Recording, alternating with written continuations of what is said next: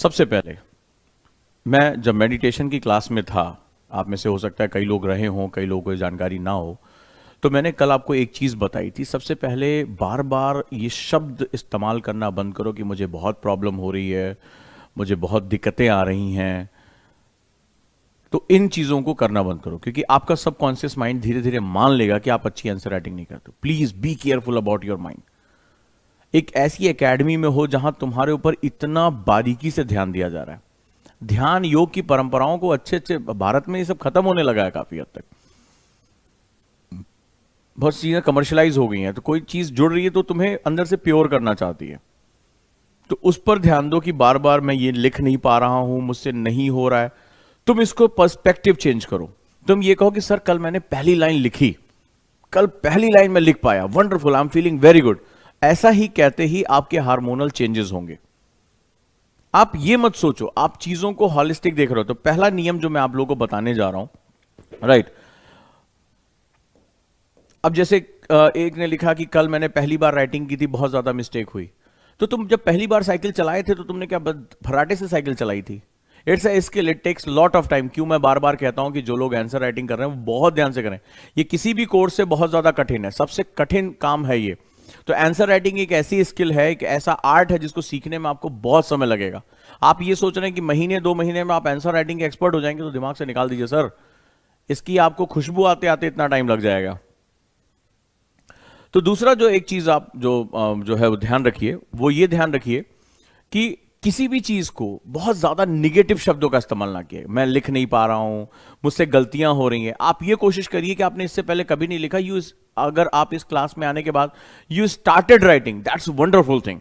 Yes sir, मैंने पहली line लिखी। जिसने पहली लाइन लिख ली वो आखिरी लाइन भी लिख लेगा। दिक्कत यह थी कि अब तक तुमने पहली लाइन भी नहीं लिखी थी। सो तुम अपनी अपॉर्चुनिटी को अचानक से तुम अपने उसको डिफीट क्यों बना रहे हो? तो जितने भी बच्चे बहुत ज्यादा प्रॉब्लम्स के बारे में बात करते हैं, अपनी चीजों को बहुत कमतर करके देखते हैं, यकीन मानिए एग्जाम आते आते उनका डर इतना बड़ा हो जाएगा कि आप चाहे अपना फोन नंबर और अपनी सारी आईडी मुझे दे सकते हैं। मैं आपको बताऊंगा कि सिलेक्शन आपके लिए बहुत मुश्किल काम होगा, बहुत मुश्किल काम होगा। और आपको कोई और नहीं हराएगा, आप अपने अंदर से हारोगे सब कुछ होने के बावजूद, राइट। तो जो चीज आप अभी शुरुआत कर रहे हैं, शुरुआत का मजा लीजिए। पहले आप इस ये देखिए कि आपने कुछ सोचना शुरू किया। इससे पहले किसी एकेडमी में थे, इतने टीचर मेरे से पहले आपकी जिंदगी में आए होंगे, क्यों तुम्हें आंसर राइटिंग नहीं सीखा? आंसर राइटिंग को इस उम्र में सीखने की चीज है। ये तो जब आप छोटे थे तब हमें सिखाया जाता था कैसे अच्छा राइटिंग लिखें, कैसे तेज लिखें। हमें तो ये हमें 6th 7th 8th क्लास में हमें बता दिया गया था। तो तुम किस स्कूलिंग से होकर आए हो? जरा कुछ देर सोचो और इसके बारे में बात करो। तुम किस तरह की स्कूलिंग करके आए हो? ग्रेजुएशन में कोई ये बताता है कि तुम्हें कैसे आंसर राइटिंग लिखना है, कैसे तेज लिखना है, कैसे सुंदर लिखना है? अरे ये सब छोटे बच्चों की क्लास में होता है यार। लेकिन मैं इसी तरह छोटे बच्चों को ट्रीट करता हूं, इसीलिए मैं कॉन्सेप्टर बैच पढ़ाता हूं कि मुझे पता है ढेर सारे छोटे बच्चे आ रहे हैं, उम्र तो बढ़ गई, दिमाग वहीं का वहीं रह गया। इसीलिए मैं उनको सिखाता हूं एक एक चीज। मुझे पता है कि बिना सीखे अंदर, या तुम्हें भी अंदाजा हो गया होगा कि क्यों यूपीएससी की तैयारी में समय लगता है, हो गया होगा।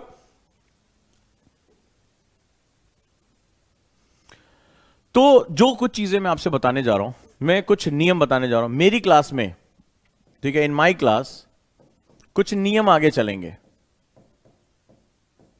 जब तक तुम मेरे साथ हो, जब तक तुम मेरे साथ हो, और नियम है किसी का आंसर मुझे इस फॉर्मेट में दीजिए। आज के बाद मेरी क्लास में जब तक हो, तब तक अगर किसी ने पैराग्राफ राइटिंग की, कि प्रसंग व्याख्या उपसंहार, अगर किसी ने पैराग्राफ राइटिंग की कितनी भी सुंदर, मेरे लिए वो 0 है।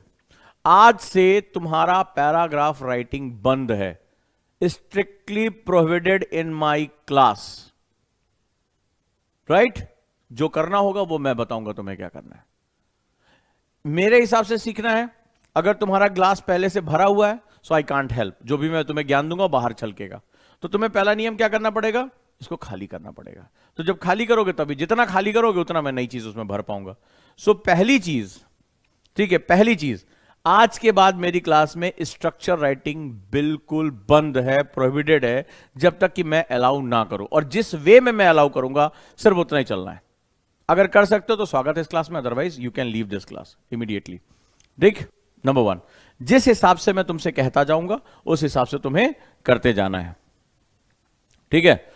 अगर सीखना है तो, अगर तुम्हें आर्ट ऑफ आंसर राइटिंग का मास्टर बनना है तो यही तरीका चलेगा। चलिए, अब सबसे पहले मैं तुम्हें कुछ बता दूं कि क्यों मैंने तुम्हें स्ट्रक्चर राइटिंग बंद कराई है और रीजन क्या है। ये समझना भी तो तुम्हारे पास लॉजिक भी तो होना चाहिए कि आखिर ये स्ट्रक्चर राइटिंग तुम्हें कैसे जो है नुकसान करेगा।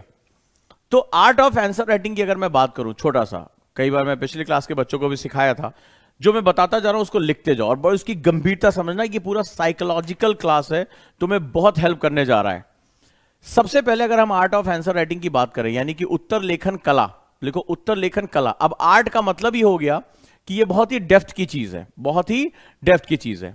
तो जो आर्ट ऑफ आंसर राइटिंग होती है वो तीन चीजों की आपसे रिक्वायरमेंट करेगी। तीन चीजों के बारे में लिख लें, बहुत ही महत्वपूर्ण है। पहला, स्किल। आर्ट जो होती है स्किल है, और स्किल का मतलब होता है दक्षता। किसी काम को इतनी बार करना कि हमें उसकी जो ऑप्टिमम वर्किंग मैथोलॉजी है, यानी कि उसको बेस्ट तरीके से करने का जो मेथड है वो हमें पता चल जाए। इसको क्या बोलते हैं? स्किल बोलते हैं। यानी किसी काम को, जैसे कोई बच्चा पहली बार साइकिल चलाने जाता है तो गिर पड़ता है, नहीं गद्दी पे बैठ पाता, हैंडल नहीं संभाल पाता, धीरे धीरे बार बार प्रैक्टिस करते करते गिरने के डर से बाहर निकलते निकलते निकलते निकलते एक दिन ऐसा भी होता है कि वो एकदम गाड़ी एकदम लहराते हुए गाड़ी वो चलाता है, साइकिल हाथ छोड़ के चला लेता है। कई लोग मोटरसाइकिल जो है वो बहुत बड़े बड़े करतब दिखाते हैं, but that is lot of skill, practice की जरूरत होती है। आप एक वीडियो देख लें कि भैया ऐसे जो है मोटर बाइक अच्छे से चलाते हैं, रेस करते हैं, आप वो वीडियो देखकर कभी भी आप मोटरसाइकिल चलाना नहीं सीख सकते, उस तरह स्किल्ड नहीं हो सकते। ब्रेक मारा, पिछला पहिया ऊपर हो गया, हालांकि ये सब करना नहीं चाहिए, लेकिन वो स्किल है जो लोग उसके लिए ट्रेंड होते हैं। गाड़ी ऊपर उड़ा दी, ये कर दिया, आप नहीं कर सकते। और आप सोचे कि 10 वीडियो देख लूंगा सीख जाऊंगा, नहीं। जब तक आप खुद करेंगे नहीं तब तक आप सीखेंगे नहीं। इसका मतलब है आंसर राइटिंग सुनकर जो है वो करने वाली चीज नहीं, इसके लिए आपको उसमें इन्वॉल्व होना पड़ेगा। दूसरा, practice. It need lot of practice, यानी आपको अपने टाइम टेबल में डेली अभ्यास करना पड़ेगा। आप सोचें कि वीकेंड पे या पूरा कोर्स हो जाने के बाद मैं आंसर राइटिंग करूंगा, वही वो बच्चे होते हैं जो 4-5 साल एग्जाम देते हैं, ठीक है, ये वही बच्चे होते हैं, ठीक है। तो आपको तो इतना समय देना नहीं है, आपको जल्दी जल्दी फर्स्ट या सेकंड अटेम्प्ट में यूपीएससी क्वालिफाई करके यहां से जाना है, लबासना पहुंचना है। मेरे ख्याल से सब लोग ऐसे वाले हैं, हाँ ना मुझे बताते जाएं कि सब लोग यहां ऐसे हैं जो यूपीएससी में कुछ बहुत अच्छा करना चाहते हैं, ठीक है, 1 या 2 साल में पहुंच के देश की सेवा करना चाहते हैं। वो मुखर्जी नगर, राजेंद्र नगर में बैठ के 5 साल वहां पर जो है वो हर मोहल्ला नहीं देखना चाहते हैं, क्लियर है। तो उसके लिए उनको प्रैक्टिस करना पड़ेगा। और तीसरा, कंसिस्टेंसी, यानी सततता, कि रेगुलर ये काम, ऐसा नहीं कि आज पहले हफ्ते जोश में थे, आज आंसर राइटिंग कर ली, अब 2 हफ्ते फिर रह दिए, तो क्या होगा? अभ्यास के साथ साथ सततता, कंसिस्टेंसी। मैं बार बार कहता हूं इस एग्जाम में कछुआ भी आज भी कछुआ ही जीतता है, खरगोश के जीतने की संभावना क्या, यानी कि रोज आपको डेली अपनी प्रोग्रेस करनी है। तो दक्षता लानी पड़ेगी, यानी अभ्यास, इसके बाद सततता, ये बहुत इंपॉर्टेंट हो गई है। तो आर्ट ऑफ आंसर राइटिंग, यहां से स्किल्ड आंसर राइटिंग क्रिएट होगी जब आप क्वेश्चन के हिसाब से अपने दिमाग को अल्टर कर लोगे, मुझे इस पर क्या करना है, अपनी स्पीड को अल्टर कर लोगे, स्टाइल को अल्टर कर लोगे, बहुत सी चीजें ये प्रैक्टिस से आती हैं, क्लियर हुआ। अब हम बात करते हैं कि तुम्हें आंसर राइटिंग को लेकर ढेर सारे मिथ और फैक्ट्स क्या हैं। सबसे पहले मिथ नंबर 1, आप में से कई लोगों ने कहा सर मैं बिगिनर हूं, क्या मुझे आंसर राइटिंग करना चाहिए? मैं 2024 में एग्जाम दे रहा हूं, 2025 में एग्जाम दे रहा हूं, तो क्या मुझे आंसर राइटिंग करना चाहिए? क्वेश्चन आप लोगों ने पूछा होगा, ठीक है। तो जैसा कि मैंने पहले भी कहा था, मेंस का जो मार्क्स होता है 1750 मार्क्स, पूरा आपकी जो कुंडली होती है इसी पे बनती है, ठीक है। तो अगर हम बात करें तो एक तरफ तो मार्क्स हो गया। अब बिगिनर जो अभी सोच रहा है कि सर अभी मैंने तो कॉन्सेप्टर बैच में एडमिशन लिया, अभी मैंने एनसीईआरटी बैच में एडमिशन लिया, मुझे आंसर राइटिंग करना चाहिए कि नहीं करना चाहिए? देखो जरा, करना चाहिए कि नहीं। आंसर राइटिंग सिर्फ मार्क्स पाने का तरीका नहीं है। This skill not only for the marks but also for revision and learning. ये बेसिकली रिवीजन और लर्निंग, यानी कि आप जो पढ़ रहे हैं, जैसे मैंने कल जो है वो डिस्कस किया गजोधर की कहानी कॉन्सेप्टर में। अब आपने तुरंत क्या किया, तुरंत आप बैठे 10 मिनट और आपने पेन पेपर उठाया और उसको लिखना शुरू कर दिया। तो रिवीजन भी कर लिया और लर्न भी करते। जब आप लिखने बैठते हैं तो आपको पता चलता है कि कई बातें आप भूल गए। जैसे मैंने आपको बताया कि डीप ओशन लर्निंग मेथड क्या होता है कि भाई अंटार्कटिका में, तो उसमें मैंने आपको बताया कि किस तरह से जो क्रायोस्फीयर होता है वो हमें क्लाइमेटिक चेंजेस का रिकॉर्ड देता है। अब आप ये बात स्किप कर गए, तो अब आपने क्या किया, जब आप लिखने बैठे तो आप लिख नहीं पा रहे, वो वाला पॉइंट आपसे भूल गया कि आखिर ओजांग सर ने क्या बोला था कि आइस की जो लेयर होती है वो हमें क्लाइमेटिक चेंजेस के बारे में कैसे बताती। अब अगले दिन जो क्या होगा, अभी हम इसमें अगले दिन आपने कहा sir I have a doubt, मैंने कहा पूछिए। तो आप लोग डाउट कैसे पूछते हैं जरा ये सुनिए। जैसे अभी आज सुबह मैंने एनसीईआरटी क्लास में एक बच्चे को बहुत डांटा, मैं इकोनॉमिक्स पढ़ा रहा हूं, मैं कह रहा हूं इकोनॉमिक्स से रिलेटेड क्वेश्चन पूछो। बोला सर वो वाला टॉपिक ना ज्योग्राफी में नहीं हुआ। एक कह रहा सर वो टेस्ट जो बोले थे ना वो टेस्ट नहीं हुआ। अच्छा, मैं तुमसे क्वेश्चन कह रहा हूं कि प्लीज मुझसे you just ask about the economics, और आप मुझसे दुनिया भर की बातें। एक कह रहा है कि सर वो कल जो है वो क्लास में बफरिंग होने लगी थी तो सर नेट पैक खत्म हो गया है, सर आज क्लास ना करें। आप क्या क्वेश्चन कर रहे हो? Who you are? भाई तुम्हारे माँ बाप, ऐसा नहीं कि तुम कम्युनिटी डेवलपमेंट प्रोग्राम में पैदा हुए हो, ठीक है, तुम माँ बाप की अपनी संतान हो, तुम्हारे माँ बाप ने इन्वेस्टमेंट किया है, समुदाय तो तुम्हें पैसा नहीं दे रहा है, और एक सपने जो है वो उसमें जो है आए हो, तो इसका मतलब है तुम्हारे इंटेलेक्चुअलिटी का एक पर्पस है। यहां बहुत इंपॉर्टेंट बात जो मैं कह रहा हूं, हर व्यक्ति के सपने में उनके माँ बाप इन्वेस्ट करते हैं या वो व्यक्ति खुद इन्वेस्ट करते हो। तुम्हारी जिम्मेदारी है कि तुम हर समय, हर व्यक्ति अपने आप में इंडिविजुअल वो है। तो रिवीजन एंड लर्निंग, रिवीजन का मतलब होता है जो मेरे टीचर ने पढ़ा दिया मैं उसको दोहरा लूं। लर्निंग का मतलब होता है कि इसमें कुछ मैं नया सोच पा रहा हूं कि नहीं सोच पा रहा हूं। अब जैसे आपने नोट्स बनाया, अब आपने मान लो कुछ नया प्रोजेक्ट है, और आज ही न्यूज़पेपर में कुछ नया आया कि जिसमें हमारे रक्षा मंत्री ने कहा कि भारत को अपनी मिट्टी और जलवायु परिवर्तन को जो है वो उसको संरक्षित करने का प्रयास करना चाहिए। आपने इसी के साथ क्या किया, भारत के प्रोजेक्ट्स के बारे में इसको जलवायु परिवर्तन के साथ जोड़ लिया, तो ये लर्निंग हो गई। यानी गुरु गुड़ चेला शक्कर, आपने एक दो लाइन और जोड़ी, आप आगे बढ़ गए। ये इसका सबसे बड़ा फायदा है। मल्टीट्यूड ऑफ जो बेनिफिट्स हैं वो इसके साथ हैं, ठीक है। जैसे क्लास लेक्चर्स को आप दोबारा लिख सकते हैं, अपने शब्दों में लिख सकते हैं, रिवीजन कर सकते हैं, और नई स्टाइल की नोट्स मेकिंग कर सकते हैं। मान लीजिए मैं LWMI पढ़ा रहा हूं, उसमें आपको लग रहा है इसमें कुछ और होना चाहिए, आप उसमें कुछ पैराग्राफ भी ऐड ऑन कर सकते हैं। न्यूज़पेपर से जो आया उसके इंपॉर्टेंट पॉइंट्स आप वहीं पे जोड़ सकते हैं, और जोड़ना चाहिए। सारे टॉपर ऐसे ही पढ़ते हैं। अगर आपको टॉपर लिस्ट में आना है तो आपको यही पढ़ना पड़ेगा। दूसरा मिथ क्या है, दूसरा जो सबसे बड़ी विरोधाभास चीज है, sir I will appear in exam after 2-3 years. ये आप क्वेश्चन पूछते जाओगे, बता रहा हूं आपके क्वेश्चन पे मैंने बनाया। Why I need answer writing right now, कि मुझे सर 2-3 साल बाद एग्जाम देना है, मुझे अभी से आंसर राइटिंग की क्या जरूरत है, मैं भूल जाऊंगा। कई बच्चों ने कहा कि सर मैं भूल जाऊंगा। मतलब हद दर्जे का पता नहीं आप लोग क्या स्कूलिंग आपकी हुई है, किस तरह का एजुकेशन लेकर आए हैं कि आपको फंडामेंटल ऑफ लर्निंग भी नहीं पता है। मुझे आप में से बताइए बेटा, आप में से कितने लोगों को चाय बनाने आती है, जिनके घरों में उन्हें चाय बनाना सिखाया गया? एक छोटा सा क्वेश्चन पूछ रहा हूं। अब जब चाय बनाने आती है तो सिंपल सा फंडा हुआ कि हम यहां पे बात करेंगे। आप साल 2 साल चाय ना बनाइए, लेकिन आपने रोज आप चाय बनाते थे, अब सोचना ही नहीं है, आप मोबाइल पे पिक्चर भी देख रहे हैं तो आपको पता है चीनी, चाय पत्ती ऐसे डालनी, अदरक डालना है, ठीक है। आप 2-3 साल चाय ना बनाए, क्या आप चाय बनाना भूल जाएंगे? क्या आप चाय बनाना भूल जाएंगे? हो सकता है आपने किताब में पढ़ी तो आप भूल जाए, लेकिन अगर आप रोज घर में चाय बनाते हैं, फिर 2-3 साल आपने चाय नहीं बनाई और फिर आप बनाने बैठे, तो क्या आप चाय बनाना भूल जाएंगे? बताइए आप मुझे। नहीं भूलेंगे ना? नहीं भूलेंगे। क्लियर है? सभी लोग कह रहे हैं हाँ नहीं भूलेंगे। तो क्यों? बिकॉज जब आप किसी चीज को स्किल में कन्वर्ट कर लेते हैं, किसी चीज को स्किल में कन्वर्ट कर लेते हैं, तो आप कभी नहीं भूलते। तो आंसर राइटिंग को अभी मैंने शुरुआत में क्या कहा? स्किल, प्रैक्टिस एंड पेशेंस, ठीक है, और परसिस्टेंस, लगातार कंटिन्यूटी के साथ।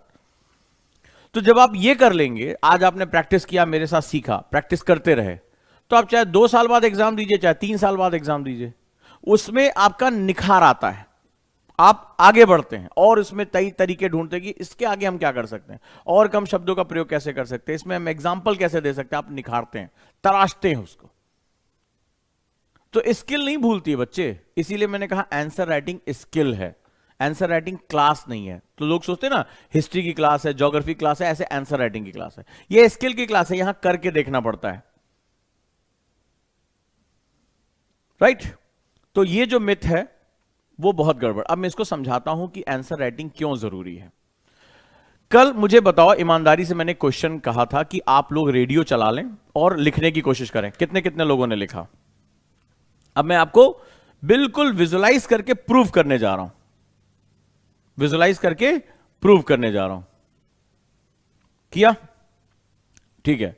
मुझे बताओ किसको किसको यहां पर और यहां पर पेन हुआ और छूट गया? एग्जैक्टली वैसा ही हुआ जैसा मैंने आपको बताया था, लाइनें 1-2 बार के छूट रही थी। हुआ कि नहीं हुआ? मुझे प्रूव करो, देखो तुम्हारा टीचर सही बोल रहा है कि नहीं सही बोल रहा है। ऐसा हुआ था? लिखा कि मैं सिर्फ 3-4 लाइन ही लिख पाया। किसको किसको बहुत पेन हुआ था, ये फटने लगा था, ये यहां पे दर्द हुआ, ये चीज दर्द होने लगी थी, किसको किसको ऐसा हुआ? और 1-2 लाइन से ज्यादा, जब मैंने आपको बताया था ना कि हम हियरिंग डिवाइस इसको क्या करता है, ब्रेन इसको कैलकुलेट करता है, फिर हाथ को कमांड देता है कि ये लिखना है। 1-2 लाइन के बाद आप छोड़ दे रहे थे, फिर थोड़ी देर बाद फिर ध्यान सुन रहे थे, फिर पकड़ रहे थे। कितने लोगों ने किया? ऐसा ही हुआ था? जैसा मैंने बोला वैसा ही हुआ?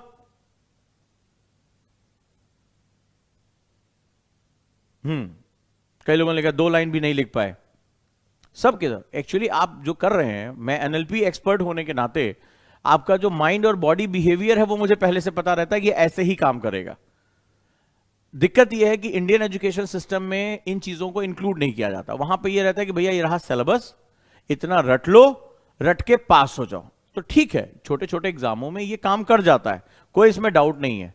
But when you go for the UPSC, वहां पर थोड़ा सा ये काम नहीं करे, क्योंकि वो खुद कह रहा है कि मैं फैक्ट नहीं तुमसे पूछ, रट के करोगे क्या, मैं तो तुम्हारे सामने सिचुएशन रखूंगा, राइट?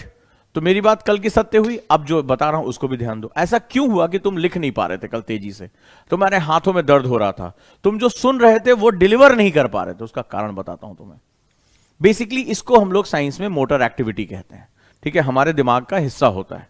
तो दिमाग जैसा सोचता है, जैसे आपने कभी दिव्यांग बच्चे को देखा होगा जो मानसिक रूप से दिव्यांग होते हैं, तुमने देखा होगा उनकी आंखों का डायरेक्शन अलग अलग चलता है, वो हाथ पैरों को थोड़ा सा अलग रख के चलते हैं। मॉकिंग नहीं कर रहा हूं मैं, माफी चाहूंगा, ये ईश्वर ने उनको एक कमी दी है, लेकिन वो लोग बड़े जिजीविषा वाले होते हैं, बड़े बहादुर होते हैं। लेकिन आपने देखा कि उनके हाथ पैरों, उनको चलने में दिक्कत होती है, उनकी मोटर एक्टिविटी में दिक्कत होती है, ब्रेन उनका जो है वो बॉडी को कमांड नहीं दे पाता है। आपने कई बार इस तरह के बच्चों को देखा होगा, लोगों को देखा होगा। तो बेसिकली यहां वो कम नहीं है, वो हमसे किसी मामले में कम नहीं है, बट मैं सिर्फ एक बायोलॉजिकल कंडीशन की बात कर रहा हूं। तो मोटर एक्टिविटी जो है वहां पर क्या होता है कि वो हमारे साथ, ये जैसे हमारा जो ब्रेन का हिस्सा है नीचे, तो ये हमारी रीढ़ की हड्डी के साथ जुड़ा होता है, ये हमें कमांड देता है कि आप कैसे जो है वो, जैसा आपका ब्रेन सोच रहा है, आपके जो मस्कुलर एक्टिविटी है वो उसी हिसाब से काम करनी चाहिए। इसको रिफ्लेक्सेस कहते हैं, this is known as reflexes. तो जैसे बहुत अच्छा खिलाड़ी होता है, सचिन तेंदुलकर, विराट कोहली और खिलाड़ी, तो बहुत तेजी से 140 की स्पीड से भी बॉल आ रही होती है और वो खटाक से उसको अंदाजा, उनको कई बार जो खिलाड़ी बताते हैं कि दिखती नहीं है बॉल, सिर्फ एक सीम आता हुआ दिखता है, और वो अपनी बॉडी को उसी हिसाब से अंदाजा लगा लेते हैं, कितनी तेजी से बैट को मारते हैं, छक्का चला जाता है। तो रिफ्लेक्सेस होते हैं, यानी कि बॉडी जो है वो एक अनुमान लगा लेती है, ब्रेन उसको अनुमान लगाता है, बॉडी उसी हिसाब से बिहेव करती है। अगर हम अच्छे खिलाड़ी नहीं है तो उतनी तेज अगर 140 की बॉल आए, मुंह टूट जाएगा हमारा। अगर हम अच्छे क्रिकेटर नहीं है, अच्छे हमारे रिफ्लेक्सेस नहीं है, तो होता क्या है कि जो आप सोच रहे हैं, आप सोचते बहुत अच्छा है। अब जो बच्चा आंसर राइटिंग प्रैक्टिस नहीं करेगा, उसके साथ क्या दिक्कत होती है, और वो प्रॉपरली प्रैक्टिस नहीं करेगा, तो वो सोचेगा अरे मेरे मास्टर साहब ने तो पूरा कोर्स पढ़ा दिया, एग्जाम में जाएंगे, सब दिमाग में रखा हुआ। ऐसे लोग बोलते हैं, तुमने भी सुना होगा, अरे सब यहां है भाई के, सब यहां है, आप जाना है सब यार, कॉपी ऐसे छाप के आएगा भाई, ऐसे लोग बोलते हैं ना। ऐसे तुम्हारे आसपास भी, अबे सब यहां रखा है बेटा, यहां रखा है। लेकिन उसको नहीं पता होता है कि मोटर एक्टिविटी यहां जो रखा है, और हाथ जो है वो, उसको एग्जाम में यह रहस्य पता चलता है कि वो लिखने की कोशिश कर रहा है लेकिन वो लिख नहीं पा रहा है। This is known as motor activity. तो इसकी प्रैक्टिस बहुत जरूरी है कि जो दिमाग सोच रहा है, तुम्हारे बॉडी के रिफ्लेक्सेस उसको कमांड के साथ लेकर आए, कमांड के साथ लेकर आए। तो क्या करना होता है, तो यानी ब्रेन जो होता है वो क्या करता है, वो कमांड टू हैंड, यानी हाथों को कमांड, और सिर्फ हाथ नहीं होते हैं। तुम जरा कभी भी देखना, जब तुम तेजी से लिखते हो तो तुम अपनी बॉडी पोस्चर को रिकॉर्ड करके देखना। तुम डेस्क पे ऐसे हाथ रखते हो, जितना इधर प्रेशर दे रहे हो, जितना तेजी से लिख रहे होते, हाथ से तुम सपोर्ट ले रहे होते। तुम अपने पैरों को देखना, तुम्हारी एड़ियां नहीं लगी होती हैं, तुम्हारी एड़ियां ऊपर की तरफ उठी होती हैं। तुम पंजे रखते हो, कभी भी देखना पूरी बॉडी अलाइन होती है। आप आगे की तरफ झुके होते हो, आपकी भौहें एकदम तनी होती हैं, और आप देखिए आप इस तरह से लिखते हो या इस तरह से अपना टेक लगाते हो, बैलेंस लेते हो, ताकि अगर ये हाथ फ्री हो रहा है तो मेरी बॉडी को इस पे बैलेंस मिले। आपने देखा होगा आपके पंजे केवल टिके होते, एड़ी नहीं लगी होती। कभी भी नोटिस करके देखना, एक एक चीज बताता चलूंगा तुम्हें। और पूरी बॉडी अलाइन होती है, दोनों पैर इस तरह से नहीं होते, एक पैर पीछे की तरफ होगा, एक पैर आगे की तरफ होगा। ऐसा लगता है कि बस आप दौड़ने जा रहे हो। कभी भी अपना वीडियो रिकॉर्डिंग करा के देख लेना, अगर मेरी बात गलत हो तो क्लास छोड़ देना, राइट? और मुंह देखना अपना, मुंह भी उसी हिसाब से, जैसे स्पीड बढ़ता जाता है, दांत ऐसे पीसोगे, मुंह इस तरह से बनाओ। कभी बाद में कभी रिकॉर्डिंग करके देखना, बड़ा फनी सा लगता है, लेकिन उस समय तुम्हारी सिचुएशन अलाइनमेंट की होती है कि तुम जितना एक्सेसिव प्रेशर लेते जा रहे हो उस तरह से अपना अलाइनमेंट भी करते जा रहे हो। ये सारा कमांड ब्रेन करता है, तुम इसको हल्के में ले रहे हो। तो तुम अपने घर में, अब क्या दिक्कत होती है एग्जामिनेशन में लिखने, और जो बच्चे क्लास में प्रैक्टिस अपने घर में प्रैक्टिस नहीं करते रियल टाइम में, उनके साथ दिक्कत। जैसे आप घर में आराम से बैठे हैं, गाने चल रहे हैं थोड़े थोड़े, भड़का इधर नुसरत फतेह अली साहब कुछ गा रहे हैं, और आपने हल्के हल्के सुरूर में लिखना शुरू किया, ठीक है, बढ़िया से एकदम आराम आराम से। तो आपकी बॉडी क्या होती है, बिल्कुल रिलैक्स होती है, तकिया वकिया लगा लिया है, आराम से टेबल लैंप हल्का हल्का जल रहा है, चाय का धुआं या जो भी जिस प्रकार का द्रव्य आप लेते हो, अब वो आराम आराम से जो है आप लिख रहे हैं। और एग्जामिनेशन में आपकी पूरी बॉडी क्या होती है, वॉर जोन में होती है, पंजे एकदम तने होते हैं, कुछ लोगों के पैर हिलते रहते हैं, हाथों से टेक लगा हुआ है, एक लिखा जा रहा है, मुंह ऐसे टेढ़ा हुआ है, बार बार इसे ऊपर की तरफ देख रहा है, इसे ऊपर की तरफ देख के लिख रहे हैं। तो ये भी रिफ्लेक्सेस होते हैं हमारे, ऑल हैव अ सिम्टम्स, एक जो सेगमेंट्स होते हैं। तो क्या होता है, जब रिकॉग्नाइज पैटर्न क्रिएट किया जाता है, पूरी बॉडी अलाइन होती है हमारी उस समय। आप इसको बहुत हल्के में लीजिएगा, राइट। तो अब जो मैं आपसे बात करने जा रहा हूं कि इसको हल्के में नहीं लेना है और आपको बहुत फोकस करके रखना है। Recognise pattern, number 1 handwriting, ठीक है, number 2 speed, number 3 accuracy, number 4 think and write. Answer writing में इतनी चीजें एक साथ होती हैं, एक साथ पैरेलल प्रोसेसिंग होती है, और हमारा दिमाग पैरेलल प्रोसेसिंग बहुत कम करता है। हम जो है वो सीक्वेंशियल प्रोसेसिंग करते हैं, एक के बाद एक कमांड फॉलो करता है, और हमें ये सारा काम करना है। हमें अपनी हैंड राइटिंग को भी मेंटेन करके, मतलब दिमाग जैसे सोच रहा है वैसे लिखे, फिर सही लिखे। अगर आपने कल जल्दी जल्दी लिखना शुरू किया होगा, कितने लोगों ने कल जल्दी जल्दी जो है वो लिखना शुरू किया, और जब लिखने के बाद किसने किसने अपनी राइटिंग पढ़ी, पहले ईमानदारी से बताओ, और पढ़ने के बाद कितने लोग अपनी ही राइटिंग समझ पाए कि वो लिखा क्या है। मुझे अंदाजे से बताना, कल कितने लोगों ने जल्दी जल्दी लिखने की कोशिश की, मेरे कहने प्रैक्टिस की, और लिखने के बाद उसको पढ़ने की भी कोशिश की। कि तुमने देखा होगा वर्तनी गलत हुई होगी, आती हुई वर्तनी गलत हुई, स्पेलिंग मिस्टेक की होगी, सिग्नेचर टाइम पे लिखा होगा, कुछ लोग खुद ही नहीं समझ पाएगा ये अक्षर मेरे लिखा गया, रा है, सा है, हा है, कुछ भी नहीं पता चल रहा होगा। ऐसा हुआ था? हाँ, जैसे लिखा डॉक्टर की राइटिंग जो है वो बन गई थी। तो डॉक्टर में एक बार क्या हुआ, एक आदमी जो है वो मेडिकल स्टोर पे पर्चा लेकर गया, तो डॉक्टर ऐसे धाए धाए धाए लिख दिया था इसे। तो जैसे पर्चा देखा, बोला अच्छा ये ठीक है। बोला भैया ये बताओ, हम बहुत देर से कोशिश कर रहे थे कि डॉक्टर साहब जो है इस पे क्या लिख दिए हैं, ये जोक है, केवल एक मजाक के लिए बोल रहा हूँ, डॉक्टर साहब इस पे क्या लिख दिए हैं, आप देखते समझ गए, मैं तब से सोच रहा हूँ कौन सी दवाई का नाम लिखे। बोले मैं दवाई का नाम नहीं लिखे। बोले हमने निपटा लिया, अब तुम निपटाओ। ठीक है, तो ये उसमें लिखा हुआ था। तो यहां पर जो है सेगमेंट है कि हैंड राइटिंग, आपका ब्रेन जैसे सोच रहा है आपको लिखना है, स्पीड मेंटेन करके लिखना है, एक्यूरेसी मेंटेन, मतलब स्पीड में भी लिखना है और एक्यूरेट लिखना है। कि जब कितने लोग थे कल, मुझे अंदाजे बताओ, अपना लिखा हुआ पढ़ने में उनको घिना रहा तेरे पता नहीं क्या लिखा है। तो सोचो, जब 3,500 से ज्यादा शब्द आपको एग्जाम में लिखने होंगे एक पेपर में, और उसमें अगर तुमने इस तरह से कहा, तुम तो बोले लिख के चले आए, और जब उस एग्जामिनर के सामने जाएगा तो ऐसे करेगा, फिर ऐसे करेगा, ऐसे पेपर रखा होगा, सिंधु घाटी सभ्यता में लिखा का, कौन सी लिपि लग रही है, सुमेरियन है, नहीं नहीं नहीं नहीं, इंडस वैली की लग रही है, अभी तो पढ़ ही नहीं पाए इसको, नहीं ये तो इजिप्टियन लग रही है शायद, ऐसे पढ़ेगा वो। ठीक है, मुझे लग रहा है गलत पेपर हाथ लग गया, तो इसको क्या नंबर दें। बोला सिद्धू लिपि तो अभी तक पढ़ी नहीं जा पाई है, तो इसको नंबर भी नहीं देते हैं, जिस लिपि में जब कोई टीचर होगा तब देखेंगे। राइट, तो ऐसे ही होता है। इसके बाद जो चौथी बड़ी मुसीबत है, उस पर हम सबसे पहले काम करेंगे, थिंक एंड राइट। सोचते जाओ, लिखते जाओ, सोचते जाओ। अब सोचना भी ऐसा नहीं है, तुमसे ये नहीं पूछ रहे कि आपका नाम क्या है श्रीमान, ये पूछ ही नहीं रहे। बुद्ध के बारे में विस्तृत वर्णन करेंगे, तुम्हारे यूनिवर्सिटी में पूछा था, कॉलेज में पूछा था। यहां तो इतना कॉम्प्लेक्स इश्यू पूछ रहे हैं, कह रहे हैं कि रशिया यूक्रेन वॉर का भारत पर क्या प्रभाव पड़ने जा रहा है, ये इसके बारे में बात कर रहे हैं। अब मामला खराब हो गया। काजल ने बताया कि मैंने लिख के रखा था, सिस्टर बोली कौन लिखा है इतना खराब, मैं बोली पता नहीं कौन लिख के गया, एलियन आते हैं इस तरह से लिखने के लिए, कोड वर्ड में लिख कर गए हैं, ठीक है, दूसरे ब्रह्मांड के बारे में। तो समझ गए। तो इस तरह से बहुत मुश्किलों के साथ ये स्किल आती है।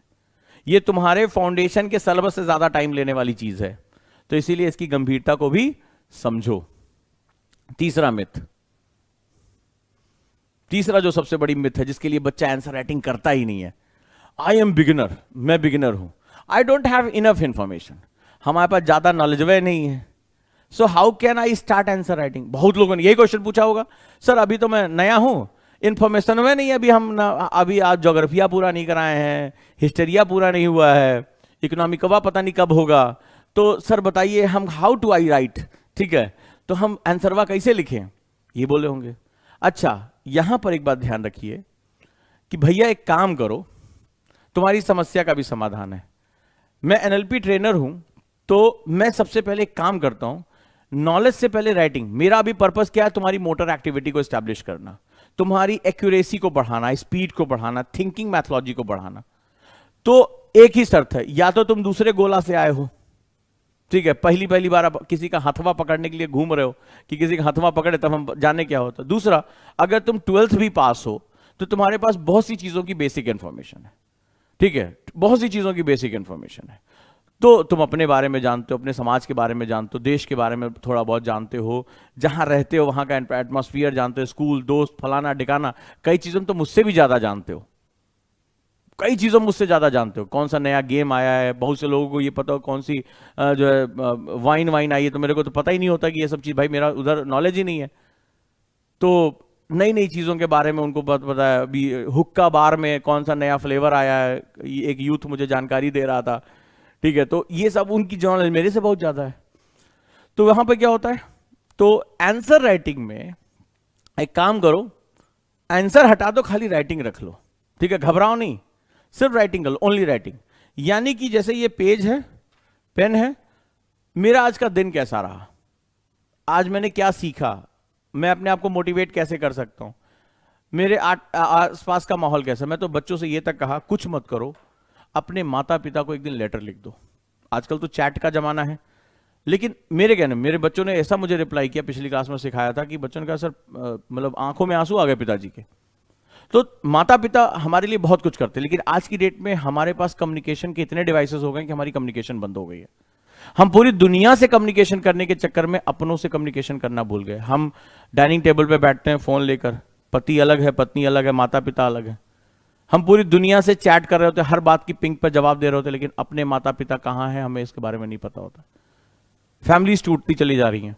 तो एक काम करो, सिंपल, अपने माता पिता के प्रति एक कृतज्ञता, मेरे कहने पे एक लेटर आज लिख दो, लिख दो बस, जो तुम्हें उनके प्रति लग रहा है, महसूस हो रहा है, किसी गलती के लिए माफी मांगनी, आज तुम लेटर लिखकर उनको पहुंचा दो, बस पहुंचा दो। अगली क्लास में इतना मजा आएगा कि क्या बताऊं, और जो अनुभव होगा मुझे बताओ, सिर्फ राइटिंग करो। सवाल यह है कि अपनी भावनाओं को इकट्ठा, सबसे कठिन काम दे रहा हूं आज अपने पिता के, माता से तो फिर भी हम बहुत क्लोज होते हैं, बात कर लेते हैं, पिता से हमेशा एक दूरी बनी रहती है। आज अपने पिता को एक लेटर लिख दो, फादर्स डे भी बीता है तो सिर्फ पोस्ट नहीं करना है, आज एक लेटर लिख दो, मेरे कहने पे लिख दो, सिर्फ 2 पेज, ये आगे पीछे एक पेज ऐसे लिख दो, बस मेरे कहने पे, समझो कि ओजांग सर ने मांगा है। और जो उनके प्रति तुम महसूस कर रहे हो, जो कृतज्ञता महसूस कर रहे हो माता या पिता के प्रति, लिख दो, लिख दो। समय नहीं देने की बात हो रही है, एक पेपर, बस मैं कह रहा हूं पेपर पे लिख दो जो तुम बोलते हो। मान लो तुम बहुत अच्छे पुत्र या पुत्री हो, बहुत अच्छी बात है, मैं सिर्फ कह रहा हूं कि बस उनके प्रति एक लेटर लिख दो। तुम उन्हें जीवन का वो एसेट दे दोगे कि वो जीवन भर, बुढ़ापा जैसे से उम्र बीतेगी, यही चीजें उनकी एसेट है। बस आज मेरे कहने के लिए दे दो, राइट। जैसे जीनत ने लिखा, मेरे पापा मम्मी पढ़ नहीं सकते, तुम लिख दो, किसी और से पढ़वा लेना, किसी और को दे देना कि पढ़कर सुना दे, तुम मत वहां होना। बात हो रही है, मैं तुम्हें बताना चाहता हूं कि इंसान को अपनी फीलिंग्स को एक्सप्रेस करना one of the most difficult task. आज एनएलपी के चैलेंज कर रहा हूं। आप डिवोर्स के आंकड़े उठा के देख लीजिए सर, डिवोर्स के आंकड़े, मैं आपको बता रहा हूं, यूएस स्टेट की बात कर रहा हूं मैं, आप वहां सबसे ज्यादा डिवोर्स वहां होते हैं, आप आंकड़े उठा के देख लीजिए। द बिगेस्ट रीजन जो काउंसलर ने इनपुट दिया है सर्वे के अंदर, वो सिर्फ इसलिए कि पति और पत्नी आपस में बात नहीं करते, इस वजह से तलाक होता है, कोई और रीजन ही नहीं है। Communication is one of the most important challenge in the human life, इसी से हमारा इवोल्यूशन हुआ है, और यही हमें धंसा के खत्म भी कर दे रहा है। क्यों टेंशन ले रहे हो? Most of the divorce cases में या तो कम्युनिकेशन नहीं हुआ या गलत कम्युनिकेशन हुआ, इसकी वजह से डिवोर्स के केसेस होते हैं। आप जाकर इसको चेक कर लें। और आज मेरे कहने पे ऐसे इसको हल्के मत लीजिए, आप आज लिखने बैठिए, अपने भाई बहन के लिए लिखिए जिसके प्रति आप कृतज्ञ हो, जिसको लगता है वो आपके जीवन में उसने चेंज लेकर आया। सर ये 2 पेज, आपको ऐसा लगेगा जिंदगी के सबसे कठिन 2 पेज हैं, ये मैंने आपको सबसे कठिन होमवर्क दिया है। पूरे जीवन के इमोशन को 2 पेज पे लिखना बहुत बड़ा चैलेंज। जब आप आएंगे ना तो ऐसे अचानक से ऐसा लगेगा आपने एक पेंडोरा बॉक्स, भानुमति का पिटारा खोल दिया है। आपका पेन ऐसे हाथ में रखा होगा और आपको समझ में आएगा लिखूं क्या, लिखूं क्या। नाम बदल दीजिए अगर आपको ये प्रॉब्लम नहीं आती है तो। आप बोलेंगे क्या लिखूं, यही आपके दिमाग में आएगा और यही आगे तक चलता रहेगा। इसीलिए आपको सिखा रहा हूं, ये सबसे बड़ी स्किल है और इसको सीखिए। मिथ 4, मैं सर एक बिगिनर हूं, I am a beginner, how do I right structural writing. कि सर मैं एक बिगिनर हूं, जैसे अभी मैं क्लास की शुरुआत हुई, सर मैं 1 पेज नहीं लिख पाया, सर मैं 1 लाइन नहीं लिख पाई, सर मेरे से बहुत गलतियां हुई। ये क्वेश्चन आपने पूछा था, जवाब यहां हाजिर है। राइट, तो बेसिकली जो स्ट्रक्चर राइटिंग होती है, जिसको हम लोग संरचनात्मक लेखन कहते हैं, वो बेसिकली पैराग्राफ राइटिंग होती है।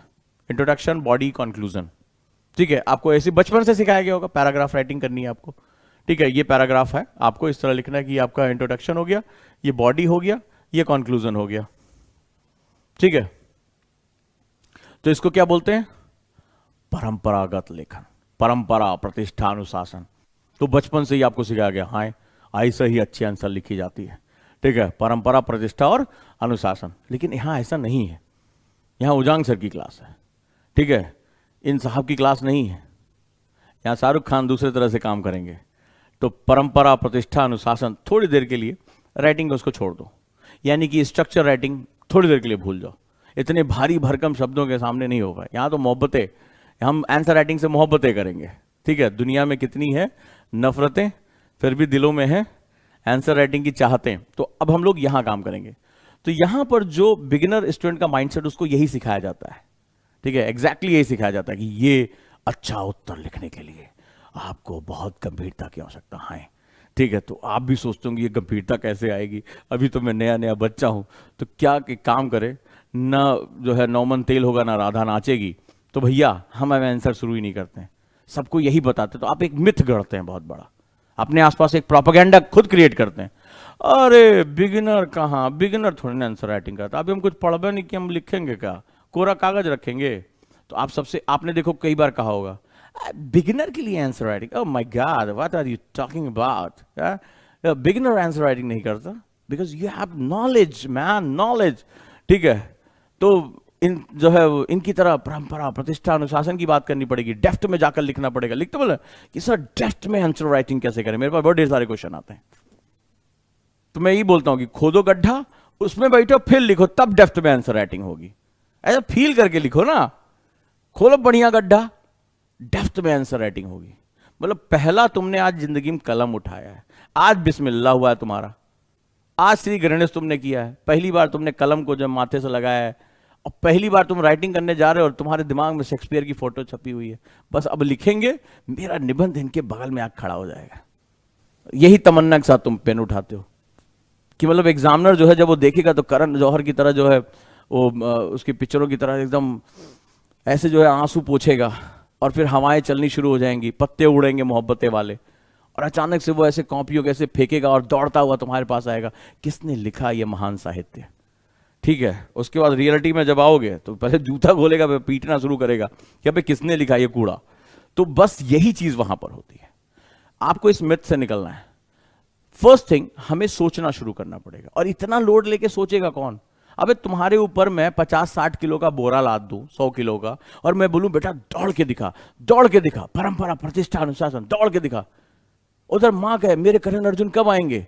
अब यहां 100 किलो पे चला नहीं जा रहा है, कमर घुसी जा रही है हड्डियों के साथ, ठीक है, गर्दन नीचे घुसी जा रही है, और तुमने दौड़ने की बात बोला, भाई मैं चल नहीं पा रहा हूं, दौड़ने की बात। एग्जैक्टली यही हमारे एजुकेशन में होता है। स्टूडेंट को इतनी भारी भारी बातें बता दी जाती हैं, प्रसंग में जान निकाल के रखनी पड़ती है।